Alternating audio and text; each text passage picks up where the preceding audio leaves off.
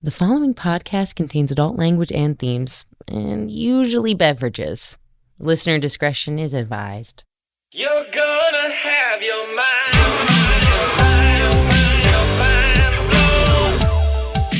blown. Ready or not, we are going there. Taboo topics are back on the table. Hi, I'm LaJohn. I'm Matt. And I'm Joe, and this is the Going There podcast. The name Karen has been appropriated by a lot of weird people in this country.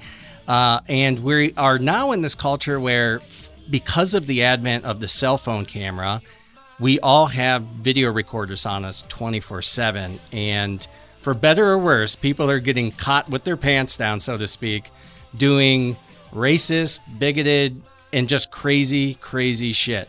And we have with us here today somebody who we're super psyched about. He is a chef and a social media icon these days and a big-time influencer, host of the Instagram Karen's Going Wild, Pavel Polonich. And he's here with us on the phone, calling from D.C. How you doing? Hey, how are you guys doing? I'm very good. I'm very excited to be invited today. You have your own news that you essentially put together, things that are happening that you're finding from social media, and then the real wild stuff you're putting on your Karen's Going Wild Instagram. And is it just Instagram, or is it? I know you have a TikTok as well, but some of it's your personal stuff and some of it's your Karen's Going Wild stuff and some of it's your news stuff.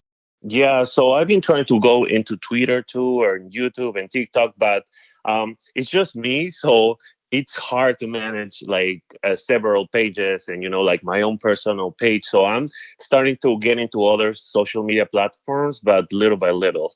And I have to say this up front. You have, close to 800,000 followers on your Karen's Going Wild page. That's crazy. That's great. It's just that many Karens. That's what it is. Yeah, that's the problem. How many of them are Karens? It is insane, like how the page kind of just went viral. Like when I created the page, I never thought that it was going to explode the way that it did. Like I wanted to help, but I never thought I was going to get so much support and at the same time hate. But a lot of times people don't realize that when they comment hating and like sending to other people to try to like bash the page, they actually helping with the algorithm. So like the page just went like good. So it was very surprising. I never thought that it was going to turn out the way it did. So when did you start the page, the Karen's Going Wild page? So actually, I started the page recently. It was in March, right after, the whole like Karen in New York, the Amy Cooper situation. Yeah. That's when I decided to kind of create a page to kind of compile all the all these Karens that they were like doing bad things out there. And in the beginning, I started just putting out videos that already were going viral. But then like people start sending them to me directly, So that's kind of how I was getting prime videos that, not any news outlet had or any other major pages had. It was just like, it was just showing up for the first time on the Karen's Going Wild page. So that made the pages kind of go blow up. That's so awesome. So for our listeners, obviously you can tell Pavel and I are from the same place since we have the same exact accent. Yeah, right. He has a much sexier voice than me. So let's talk about how this all started. So you're originally from Peru and you only moved over to the States a few years ago, right? Yeah, so I'm Peruvian, born and raised, I never planned that I was going to end up in the U.S. living, and actually this was going to be like my country and becoming a citizen. Like it was not in my plans growing up, but I really loved and fell in love of the U.S., of the city, and here I am. Like that's awesome. And so, when did you learn English? Did you learn just as you were coming over here, or did you learn some of it growing up? So in school they teach you English, and I actually was very good, but I didn't realize that it was not enough until I actually came to the United States and people were like talking to me and I was like, oh my God, I don't know English. Like, yeah. I feel like all those years were wasted at class because I cannot understand anything. Yeah. And but little by little, like I start taking some classes online, and I put the goal to myself to be able to watch a lot of movies in English, and watch a lot of music, and learning the lyrics to try to improve my pronunciation. So that's how I start like becoming better in the language.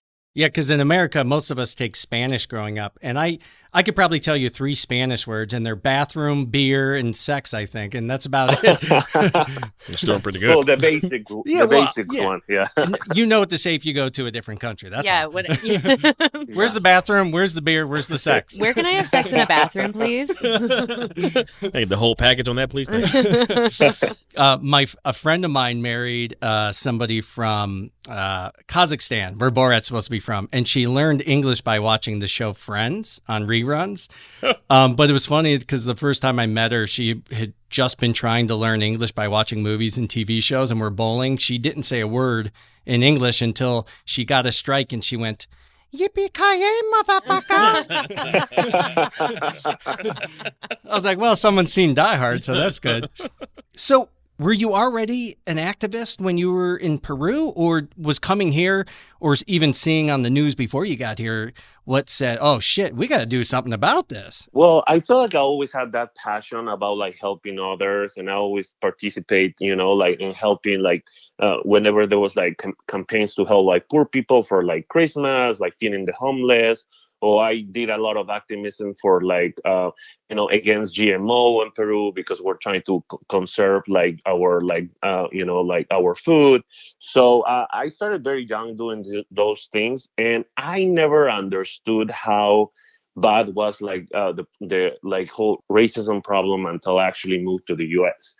When I actually have to like learn about like what was the history behind it, because we don't, back in Peru, there is like more like classism than racism, so but when I moved here, there's when I learned the whole story about like slavery, about segregation, and that I experienced my own like issues when people were like telling me go back to to Mexico. I'm not even from Mexico, but that's the one that. Wait a second, Peru and Mexico aren't the same country? Isn't Peru a city in Mexico? Oh, you shouldn't be speaking Mexican in the U.S. And I'm like, oh my God, Mexican is not a language. Like, speak American. Yeah. Yeah, I'll speak Mexican. You speak Karen. Shut the fuck up. But I kind of as the years pass by, I start working on myself and realizing that those comments actually were very ignorant, and they were like, they didn't represent what like America was. It was just some people that they were not open to people from another country. Yeah, it's so, what you talked about, having more of a class system. I mean, racism or bigotry or hatred, it's certainly nothing unique to America. The slavery aspect is what adds a whole new dimension to it. But, like India had the caste system of the past, which was, they were all the same race, but it was you're a street sweeper, then you're garbage, but, we're higher level than you. But you've also, I assume, have experienced bigotry and homophobia in the form of that as well, right? Yes, as a gay man, I've definitely experienced that. And that actually was one of the main things back in Peru, because Peru is a very Catholic, very traditional, like, not very open-minded country. So for the longest time, I thought I was going to grow up to be this, forever single guy who never came out as a gay man. And, until this day, Peru doesn't have any like rights. Like, you cannot get married, you cannot adopt. So there's still a lot of work. So that was like, a very type of issue that I experienced like growing up, being gay. And is that one of the reasons that you wanted to come to America? Because it's traditionally more tolerant? You thought they'd be more tolerant over here? Exactly, yeah. When I first moved to the US, I was very excited about that. The fact that I could be openly gay. There was like, there was like gay marriage and like all these protections that I didn't have back in Peru. So that was something that made me so happy. But at the same time, there are certain aspects that we still need to, get better as a country. Yeah, we've talked about that on this podcast. First of all, we've covered racism. We've talked about bigotry. And we solved it. Yeah. Didn't you get the memo? Let's go around the table. Are you guys cool? I think we should all share experience about the first time or one of the first times you remember feeling that kind of hatred and bigotry. Where do I start, man? I remember when I was a kid at the IX Center. It's a big exposition center where they have all these like trade shows and riots and games and things like that sometimes. And this particular time they had it was the what they call the National Gun and Rifle Show or something like that. It was a traveling show or whatever. And so I'm looking at these the guns and the knives and everything. I'm just with adults and stuff and going around. So I kind of strayed away a little bit by myself. And this white guy walks over and says, "You like that, boy?" I'm like, "Hey, they're cool." And I didn't think anything. I mean, I don't know any better. As time went on, I'm and like, you're a little boy, so you're thinking, yeah. I'm like, yeah, I like that. Yeah. He's like, yeah, that's the kind of stuff for every red-blooded American, real Americans like us. I said, okay. I don't have enough money, but that's cool. And as time went on, I'm like, damn, that was really fucked up. That was really messed up what that guy was saying to me. And he was just like so cool with it. Because he's just calling you boy. Yeah. I mean, just straight up and everything. So, but that's, again, one of many. I can go on forever. But, yeah, that's the first. But that one stuck with you. Yeah, that's the first one I remember. That's the first one that I remember having, yeah.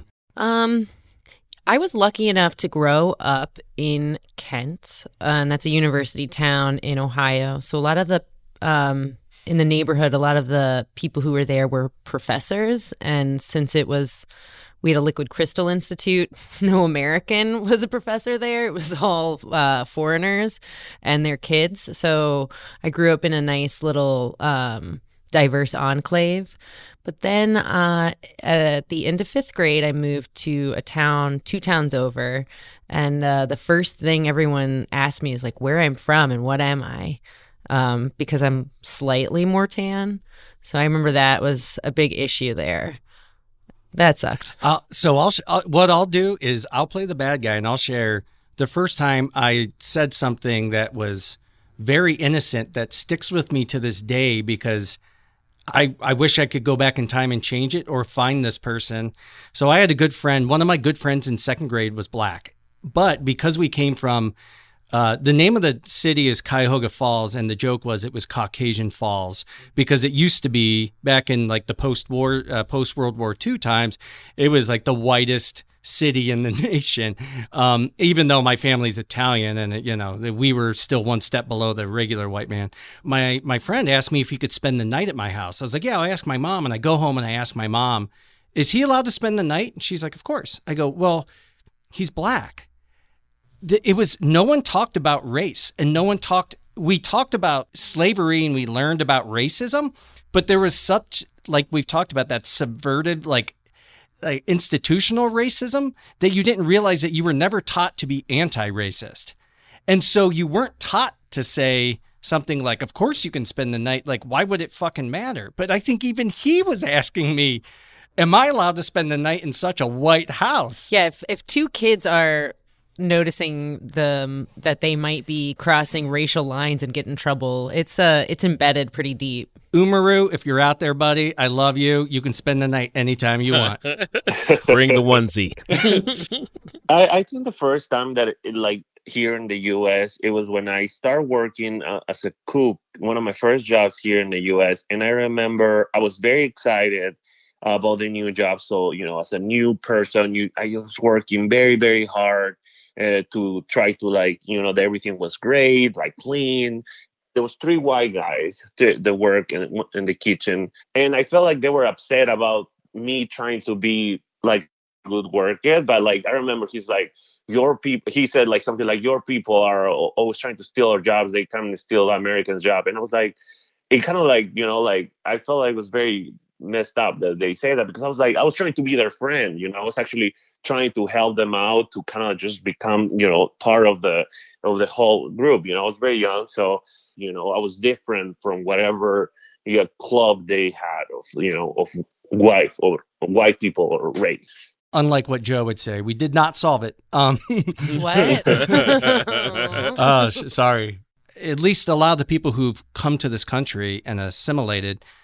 to some extent, have said, like, my dreams of what America was, this land of the free, this land of opportunity, you get there and there still is some of that, but then it's also like the ugly underbelly you don't see on the TV, you don't see in the movies, where you're like, this place is actually a little messed up.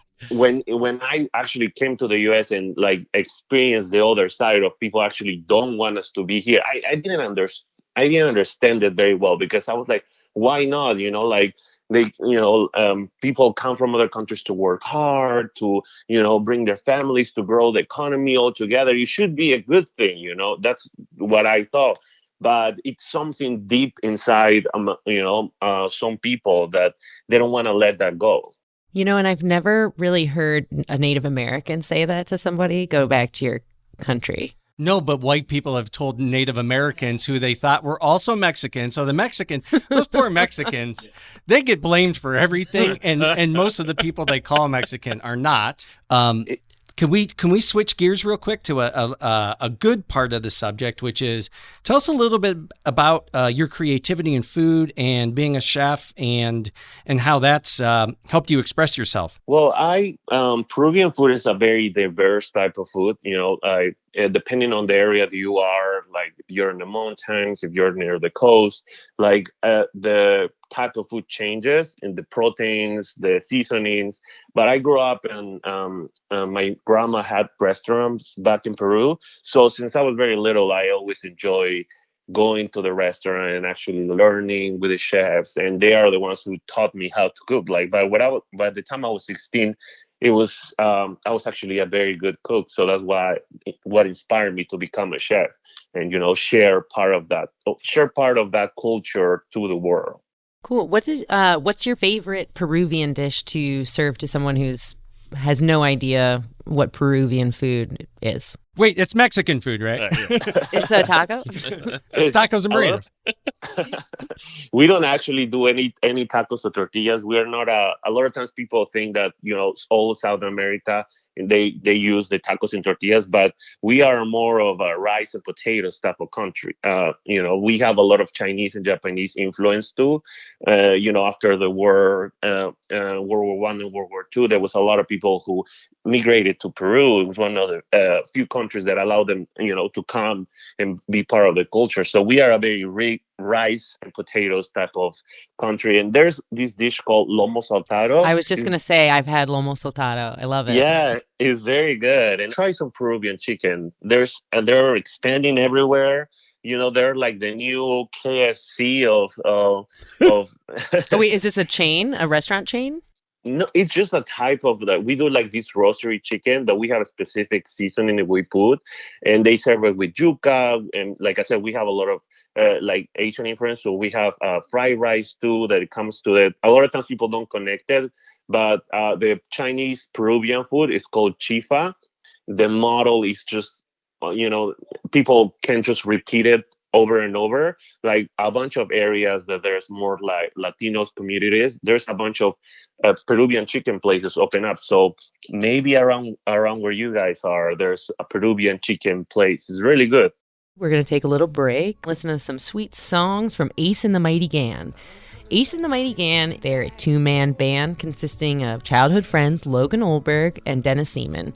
And you can find their music on Bandcamp, SoundCloud, Facebook, Spotify, and just a little deep cut. I'm in a couple of their music videos, so check them out. Indie pop darlings, Ace and the Mighty Gan.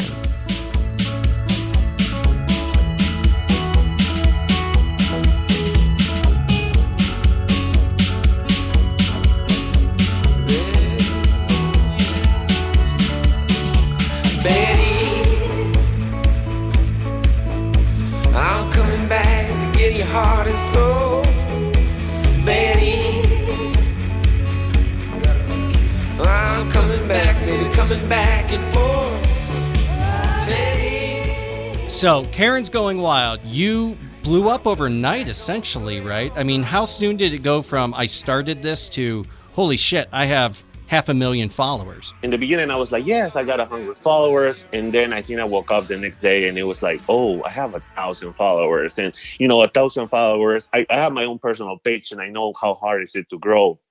your audience. So, and then I think a week after, I was already in 10,000 followers. So there was a point when, like, I think like after 2 months, when I was like, I reached like 100,000 followers, then I was like, oh wow, this is like gonna, go very, very viral. And when I passed the 500,000, that it was like probably in July or something, like July or August. After like you 3 months. That's crazy. That's awesome.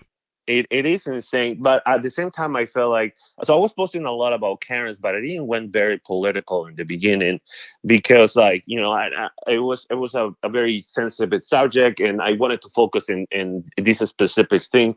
And but when I start posting a little more about, like, informing people how to vote, and about, like, the political candidates, and, like, like, publicly supporting, you have no idea how much, like, hate I got. Like, it was insane, because I was like, these people follow this Karen page, you automatically assume that they are, on the good side of history. But then I find out that there's people who actually enjoy looking these type of videos, but they are part of the problem. You represent actually something that's a beautiful thing, which is immigrants who come here, embrace our culture with open arms, try to assimilate into it as much as possible, and embrace and celebrate the democratic process by getting so involved. And instead, you're criticized for it. That should never happen. Because that'll still never be enough. It does. None of that stuff will ever matter, because as long as you don't look like them or us or whatever you want to call it, sound like them, exactly, or think like them, or vote like them. Nah, it doesn't matter. And meanwhile, like you said, we're doing everything that you claim that you want us to do. He went through the process correctly. Yeah. He's getting involved with the vote. Yeah. And then you still question him. You're a dick. Exactly.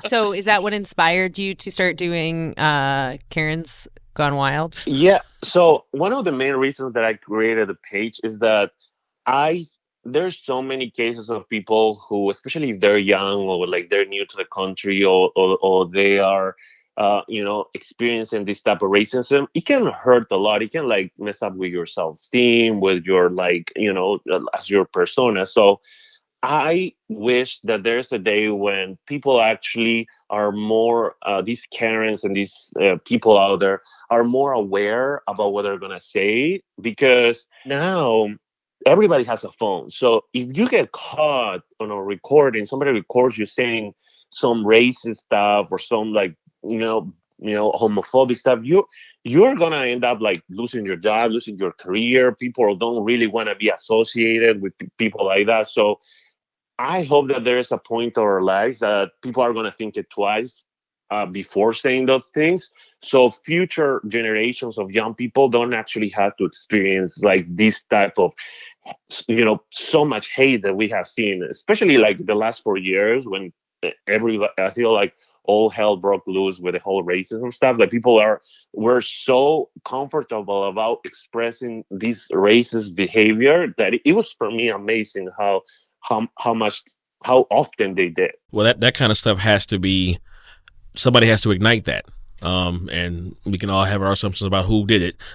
Just like in a household, if in my household I was down with, mistreating women and mistreating people of color and things like that, I'm pretty certain my children would go on and do the same things. So it comes from the top down. So when you have that kind of energy from the top, it makes it easy for those. It enables them, and that's the bullshit. And what you're doing is you're holding a mirror up or a camera phone and making them have to reckon with their actions. And so my question is, this is such a layered Peruvian dish, if you will. You said to make people think twice about doing it. At the same time, I kind of appreciate that they at least are being vocal about it, so we know where they stand. Are you afraid that maybe it will push people back? Because it's not that the racism wasn't there, is that it was so deep and hidden, and now it's out. Yeah, and I feel it stops it from being taboo. And the problem when things become just taboo, like the racism issue, it just becomes like, oh, we just don't talk about it. We don't say anything about it. We don't talk to Latinos. We don't talk to Black people. So it becomes this taboo thing. But we actually talk about it and and bring it up in conversations is when we actually can start having a real conversation about what is happening and how we can get better, and because sometimes I have a lot of white friends who have told me, it's like, I am not a racist person, but I felt uncomfortable around people from other, like, with Latinos, with Black people, and I didn't understand why. And they had to go through their own journey to kind of learn, like, where did this come from? Oh, it was taught by my dad. Like talking, surrounding yourself with more diverse people. If you feel like everybody around you just looks like you, try to diversify your circle of friends. So when you start actually caring about people from other races, other cultures, and loving them, that's when you start opening up your heart and kind of leaving behind that, you know, uh, a little bit of racism that you might have, or a little bit of bigotry, because everybody has, these are unconscious biases that, that we have been taught, from very young. So diversify your group of friendship. Yeah, I was going to say that a lot of people will get really defensive if they think that they're being called racist. But there's this great Avenue Q song called "Everyone's a Little Bit Racist," and really the idea is that everybody does have this underlying racial bias, or at least from my experience in the United States. Do you think that you have any kind of bias that's subconscious that you ever have to fight against? I feel like Karens. Yeah, Karen- aside from the Karens. it, it could be also for, like, the even things that they're funny, like, for example, that we joke about sometimes, like, oh, like, whenever you go to a Thanksgiving dinner, and then you're thinking, oh my god, I need to eat before that Thanksgiving dinner, because it's only like white people, so probably the food is not gonna be good. And sometimes you are marked very bad because you have had a bad experience with That's it. just like you And- wearing a seatbelt when you get in a car, though. That's just safety. Yeah, no, that's smart. Do you think that you have reached a Karen? Have you gotten through? Have you had a breakthrough with one, and one of them has come back to you and said, you know what, I was wrong for that, and thank you for exposing me in my Yeah, even if they weren't the ones in the videos, Sure. but if they were like, I've done that before and I didn't realize how damaging it was. Have you reached anybody on the other side? I have reached people who they actually are Karens. Their name is Karens, and they have reached out to me and told me, "Hey, by the way, my name is Karen, and I grew up in this little town, and I am working very hard to be able to get rid of these ideas that I have, and I am actually a Karen that supports the movement, So those type of messages they're very inspiring, But Karen. there was a couple of times that I posted on my page of people, like Karens against, like, systemic racism, or I want to speak to the manager of systemic racism. So Nice. when you recognize that privilege that you have, and actually use that privilege, that power that you have to something good, that's when you are making a better United States, a better America. Just recognize it, own it, because you're right. A lot of times people get defensive about it when you talk about white privilege, and when you talk about these type of things. They get very like, no, I'm not like that. And the only thing you're doing is just like closing yourself up, and then you are not able to improve. Let's talk about how you get the content. Because obviously you don't have time to make all of these videos yourself, but you post them. How do you get them? So normally all the videos that I post are actually sent by the people that recorded it. And I literally get so many messages a day with people saying, like, hey, this happened to me, or like they record a video. So I go through like like a filter process when sometimes you cannot hear anything, or like I think I need to do like an instructional video of how to record a Karen. Because if you're inside the car and you're blasting music and you're recording outside, you're not gonna listen to anything. So sometimes I want to post things, but you cannot really hear I am offering this right now. If you want to make an instructional video, because I own a video production company, that's who's doing the podcast. I will make your how to record a Karen's video. I will make it just to be a part of the cause. That sounds amazing. That sounds amazing. Yes, because sometimes the videos they could be good, like they could show something, but if people don't, like if don't do a very good job, or you don't clean your camera before you record something or take a picture, then I can only see the grease on your camera, and then I cannot actually see the thing. I would love this video. Step 1, ask yourself, am I a camera? Yeah, flip the camera. In the instructional video. So yeah, that's how I got most of the videos. People send them to me. I check the video. I hear the story. How many messages do you get on an average day? I don't really know. I receive like thousands of messages. How the hell did we get a hold of you then, is my question. Because you send me an email, which is like the most easier way to reach out to me. And that's why I said, like, I put it on my profile. If it's like something really important, like just send me an email. Sometimes it's just like haha, I love this video, but it's already on my DM as a message. So I cannot go through all the messages that I receive a day. So it's kind of like I scroll, I click, I try to read the intro of it to be able to see if it's actually a video, if it's just a comment of somebody saying like, ha ha ha, or good job. Or somebody just like filming their feet. Yeah, take that, Karen, you bitch. You have nice no kids. idea how many inappropriate pictures I get all the time. Do you get a lot of solicitations by other men and women? I don't know if you guys saw his picture. He's actually a very, very handsome, very fit man. I'm not gay, but he made me question that just a little bit. We'll be emailing you. I get a lot of like deep pictures. Like it's insane. It's like it will be sometimes it's like I love you, and then picture a penis picture, and then it's like, oh, I hate you, and then it's like a deep picture. and then the dick Yeah, pic. that's about right. I can't stand you. Look at my dick. Yeah, and I'm like, that first of all, like sometimes people need to learn also how to take a good picture about it too, because if the lighting is We'll good, do the instructional videos for the dick pics too. I've seen some crazy things. We now have 2 instructional videos. I think we can make a lot of money on this if we team up. I really do. How to film dicks and Karens. How to take a decent, at least a decent. I always say, it doesn't have to be good. Right, like but a at least 6. Decent. Yeah. Yeah, find somebody with dainty hands to put it next to it for scale. Yeah, put a penny next to it. Or... What is this show about anymore? I don't think I've ever seen LeJohn laugh this hard. The whole time we're talking, I'm like, yeah, we'll probably cut some of this out. But this might be a whole different show. Dick pics. Dick pics, yeah. What is going on? I've never seen LeJohn laugh this hard. You broke him, buddy. You broke him. Would you say you get more hate mail than love mail, or vice versa?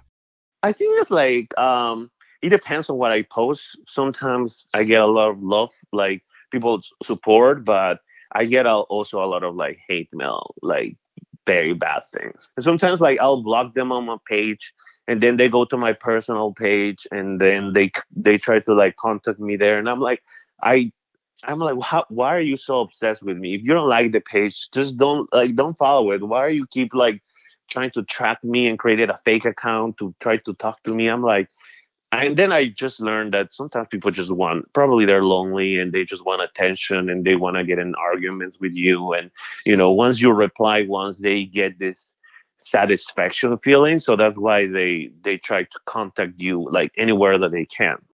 That makes sense. Yeah, you can't reason with crazy. Yeah. You can't, like, I've tried, like, I remember, especially in the beginning, I'll like share articles with them. They will give me a question, and I will try to reason with them. But it was those type of conversations when you realize there's not going to go nowhere, because I will explain a subject, and then they will just go to the next picture. But why?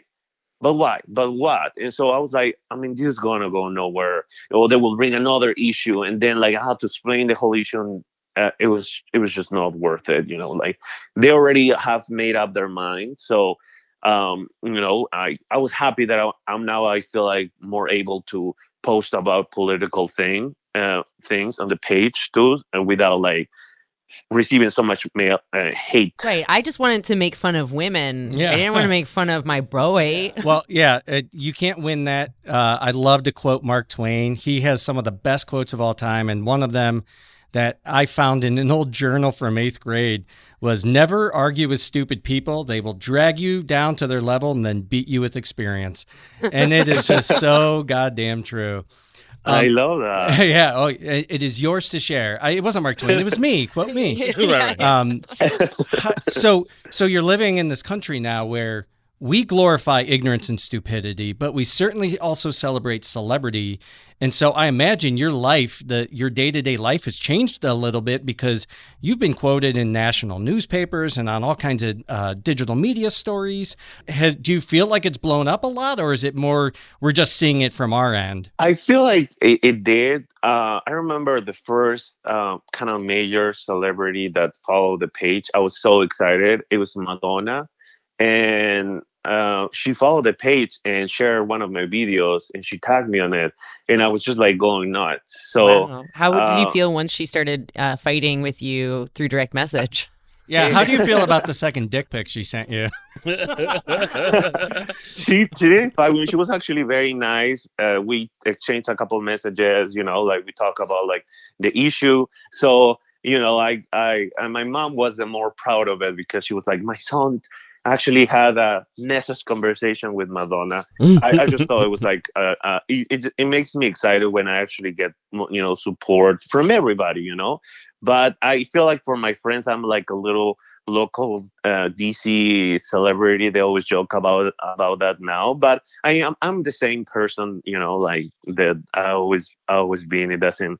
He hasn't like gone through my head or anything like that. And I feel like my main cause is just to help a bigger issue, a bigger problem. So yeah. And you pretty much already answered the question. I was wondering, like, how was everything perceived and received by family and friends as far as the stance you've been taking and everything with the Karens and whatnot? Yeah, like I said, they were very supportive. At the beginning, they were actually worried about the whole thing because there is some crazy people out there. But I'm very cautious about like where I post, and if I post something, I don't put my location right away. So now I post delay things. Once I leave the restaurant, I actually post about it. So as much as you don't want to be, I mean, that's part of the problem of being famous is you get the crazies. As well as being a social justice warrior. It's not because I had very bad things like people threaten me and like tell them they're gonna find me and and things like that. I'm gonna find you. I'm following you on the street. I know you live in DC. Yeah, but these are the people who think you're from Mexico, so they're probably not going to track you down. they're in the wrong place. I'm at the border. Where are you, boy? Tijuana, bitch. Yeah, it is insane. It's like, oh, I'm gonna follow you, I'm gonna fuck you up, and then they'll be like, you're gay, and then suddenly dick pic, and I'm like, I feel some internalized homosexuality type of situation. This is some crazy stuff. Did you ever see the film American Beauty? The dad next door to the neighbor thinks his son is having homosexual sex with his neighbor, the older man, and he goes over there to confront him, and then it turns out the dad is actually gay, and he tries to make a move on him. And of course, talk about Karens, it's Kevin Spacey who stars in the film. God damn it. We were just talking about that last night. Kevin Spacey is a good segue, sadly, into the cancel culture. So it's like this culture of gotcha, and now you're done. There's no redemption. You're finished. What are your feelings on that? Because I think some people said, this guy represents the cancel culture. He's shutting down Karens to throw them away and shut them up for good. I don't feel like that's what you're doing, and I don't feel like there is a one size fits all for the cancel culture. But what do you think about all that? Yeah, actually, recently I did an interview with BBC, and it was about the Karen situation. And then when I saw the interview, because I have like Google alerts, and then I was like, They didn't even let you know when it was out. no. And the title of the article was called "The Cost of Cancel Culture" and something like Pavel Palinic and behind the cancel culture. Yeah. And I was like, oh my That god, was the one I read. Yeah. yeah. And I was like, oh wow, like that's not the what we talk about, but it was the whole issue. But I feel like, so I feel sometimes, especially like under the like Trump with the whole cancel culture and how he's very against it because he doesn't like people being accountable. I feel there is people make it actually worse than it is. It is like it is true. Some people lose their job and lose their careers or wherever. But it's not like they're like erased from the earth forever. Like there are several cases of people who have been canceled and still have made a comeback later. Like what is the name of the girl from Harry Potter, J.K. Rowling, and she made some I think it was like transphobic comment. Yeah. And she's digging her heels in though, right? Yeah. And Yes. it's so surprising because she was, it's like the person who goes, I love everyone and people who hate are the worst, other than the Jews. I can't stand those guys. I guess it just makes you realize that everyone has these issues to some degree. Yes. Yeah, and whatever it takes to bring those issues out, but you got to look within yourself and say, well, it exists within yourself as well. And are you the type of person to stand up for it or not? I'll share a couple of the videos I saw, and if you want to mention maybe a couple of the ones that you remember the most that stuck out to you. I recently saw the one that you posted where the guy was going around putting swastika stickers on everything. And he's wearing a mask, of course. And the dude taping him is hilarious. He reminds me, his voice reminds me of a character from a movie that I can't pinpoint. But he's just like, no, bro. Like, no, fuck that, bro. No. And the guy's like, oh, I'll take it down. He goes, no, I just want your ass out of here. Like, you don't belong here. You don't do that shit. And this dude, he had no excuse for it. But you would have thought like you caught him praying in public or something where he's like, okay, if this offends you, like he thought what he was doing was totally fine. He goes, I believe in the ideology. And they're like, the ideology is about hate, killing people. Are you kidding me? Yeah. And he was just like, well, whatever, it's just like, And then I would want to share my favorite funny video that wasn't a Karen video. Your TikTok where it was like you had the voiceover and the person's like, homosexuality is an illness. Yeah, I made that one. It was like I just like recorded it and it says that homosexuality is illness. So I just record myself saying like, oh, taking my temperature and then calling my boss saying like, I don't think I can go to work today. I woke up a little gay. Yeah. Have you recovered since then? I haven't been able to recover. But the one that I posted actually today about the woman on the voter fraud trial or whatever. Oh, the Michigan council. Yeah, I have named her the conspiracy Karen. I saw that. That was awesome. I was like, first of all, she sounded like she was drunk. I'm sorry. She was drunk. People are trying to defend her and telling me that that's the way I shouldn't make fun of how people talk. That she was not drunk. She was totally She was like, you know how many votes there? She embodied the term Karen more than any human being. It's like Voltron. There were like 6 small Karens who got together and created like Super Karen. I know. And I'm sorry, if Rudy Giuliani is tapping you on your leg, telling you stop, that you have gone too far. Because Rudy Giuliani has said some crazy stuff all the time. If he's telling you that you're going too far, you're actually going too far. That's like Gary Busey telling you just did too much coke. Yeah. Just ain't happening. Sorry if you don't get that reference. It was hilarious, and like this whole like it's been like a circus type of situation. When I hear like the things that are happening, I find it hilarious. But I'm just like, it looks, sounds, and feels like satire top to bottom. It is, and then Rudy Giuliani farted like twice at that thing. So I'm like, when I saw the video, that's I his was soul like, trying to escape. It's been trying to get out of there for years. Yeah. It's a broken when I saw the video, policy. I was like, no, this is definitely being edited. This video can be true. So I actually had to go to the official site, see through the whole thing until I found the moment, and he actually does fart. So I was just like, I wanted to put something like allegedly fart, but I was let me just actually find the, like I have to use a lot of allegedly now these days. That was the rudiest fart scandal that's ever happened to this country. Yeah, and he's having like a tough couple of weeks because his face was melting last week with the whole hair dye. It was everywhere. You know what? Thank you for bringing that up. I wanted to say this on the podcast because we might find out by the time this episode airs. Do you think that maybe there's a small chance that there's a hero in his circle? Because to me, one of the things, okay, all of them, he's a lot of things, but he's not stupid. Joe looked at me. Are you sure? No, well, I think there's some dementia and stuff going on, but here's what I'm saying. When you make the phone call and you say, hey, we need to book the Four Seasons, tell me somebody didn't do that to fuck with it. Tell me there's not a hero who's not wearing a cape on the inside. Somebody who said, hey, I got some really good hair dye for you. Hey, somebody who said, I mean, they got him making fun of Chinese people on a Zoom call. Like, he knows the camera's on. I think there is a hero out there. Whoever you are, I hope you hear this. I wish we could make a beacon in the sky for you, like Batman. You are the anti-Karen. You are the hero we didn't ask for, but the hero we deserve.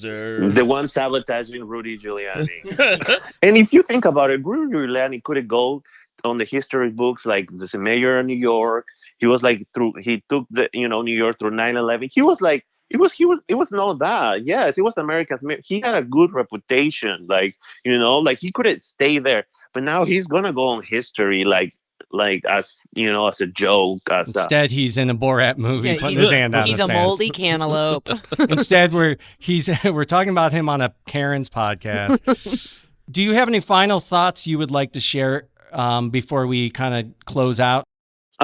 Just be good one another, and if you are listening to the podcast and you feel like identify with these problems, know that there's still part of the country who's are trying looking for us to get better. And if you're on the other side, you're trying to get away from those type of racial bias or racial behavior that you feel they're deep in you and you don't know why. Try to diversify your group of friends. Try to get to know people that don't look like you. If everybody around you is the same, you're never going to be able to learn and to experience this. There's a big war out there that is just not the United States of America. It's there's so many cultures, languages that you can enjoy, that you can meet people who can actually like you and and can actually make your life more happy than what it is right now. So just be good with one another. And isn't it so much more interesting when people around you are different from you? Yeah, it is definitely. And sometimes I feel like these people are like full of hate because they haven't had a lot of love. And sometimes that creates a lot of issues too. So just diversify yourself. Thank you so much. I mean, we're honored, especially having heard how many people are reaching out to you on a daily basis. And the fact that we did it without an unsolicited dick pic is pretty impressive. And we have so much appreciation for that. You can check him out at Pavel Polonich on Instagram or at Karen's Going Wild. And it's wilds with an S, right? Yeah. It's so that's people never understood why, but I have a thing about saying things where S in the end is kind of my thing. Everybody of my friends knows me. I say I loves you. It's a thing that I became, and I feel like if I would have known that it was gonna explode, I would have just pulled wild. But anyway, we just still did very good. So it's wild. It's at Karen's Going Wilds. And it's got over 750,000 followers right now. By the time this launches, who knows? It could be over 1 million, which we're hoping for you. Make sure that you check the Pavel Polonich because now there's like 1 million pages called Karen's Going Wild. I have to copyright my own name to be able to use it uniquely. So more than anything, the most important thing isn't really that. It isn't even this podcast. It's good people out there trying to do good things. And especially when you came here, you embraced us and you weren't embraced in return by the people who should have. Know that you at least have 5 people in this room who love you, man, who think what you're doing is awesome. Oh, thank you very much. And now we're gonna stay connected through on social media, so I put a face on the voice. Yes. And I'm my handle is RUDY Giuliani. It is the hero behind Giuliani. Is it you, Joe? Is it you? It was me. And keep entertaining while you're at it, because if people can't laugh, I mean, we're just in a much worse spot than we were before. Thank you very much for inviting me. I had an amazing time, actually. It was very fun and entertaining and so easy to talk to you guys. So thank you, Joe, LeJohn, and Matt. Oh, yes, indeed. Thank you so much, sir. We truly appreciate you. We just went there. Now you can go to Instagram at the Going There Podcast, Facebook at Going There Podcast, or email us at goingtherepodcast@gmail.com. Somewhere deep inside the world, there's a hole in the horizon. Lost things searching for guidance. This podcast is made possible by its hosts and Frame One Media in association with Lindsay Baker, Tyler Kubisti, Michael Madgar, Joe Calley, and Bobby Thomas.